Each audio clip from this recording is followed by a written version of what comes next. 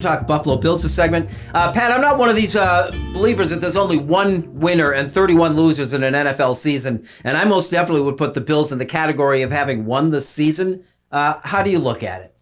Yeah, absolutely. I mean, you look at what the expectations were versus where they are now. Don't get me wrong. I mean, the Bills were flying so high and everyone was believing so hard that even as what's the word I'm looking for?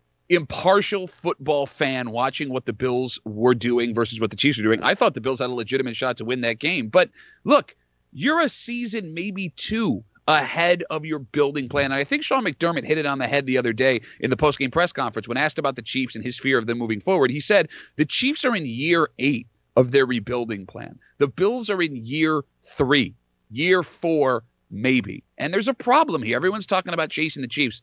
Patrick Mahomes signed a massive contract. He's the richest player in NFL history. Those guys around him are also going to have to get paid. We are past the years of players that matter taking less like they did in New England. You've already paid the quarterback all this money. The Chiefs have a window. The Chiefs can't go higher than here. And God, I hope this doesn't get recorded and brought back to me 3 years from now while I'm crying. But compared to where the Bills are versus where the Chiefs are going, I'm feeling really good about what's going on in Buffalo.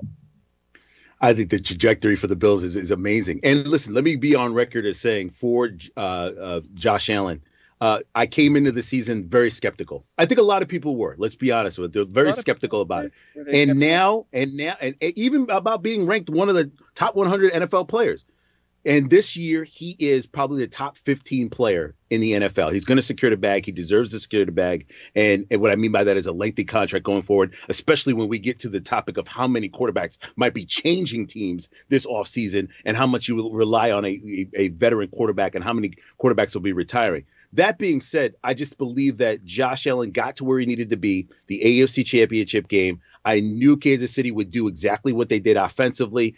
They are just a juggernaut of a team. They wake up in the middle of a game, they score 36 points on you, and then before you know it, you're basically being lulled to sleep at the end of the game. If you look at the team now, what should they be thinking of doing next? They're in a really, really good spot, right? Like, not only do you have the guys that matter under contract with the ability to sign Milano back if you want to. You've made Buffalo a free agent destination, and not just because you're winning. Think back to the summer, when they made that Stephon Diggs trade. There were lots of questions as to whether he could succeed, would he be a psycho, and can he go and play in another small market, smaller than Minnesota, and be fine.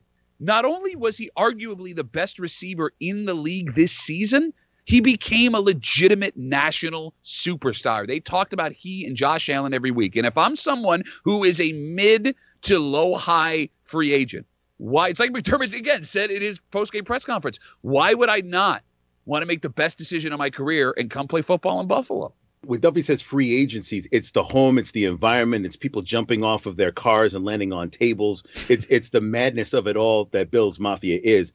But I said this to Duffy, and I've said this all year long. You have got to get some sort of running game. You have got to be able to run the football. The Bills were devastated by that. When you have a lead, you can definitely sustain a lead if you can run the ball. So a free agent running back is where you got to be looking for, multiple ones too at that. You need about 2 or 3 of them because they tend to break down throughout the season.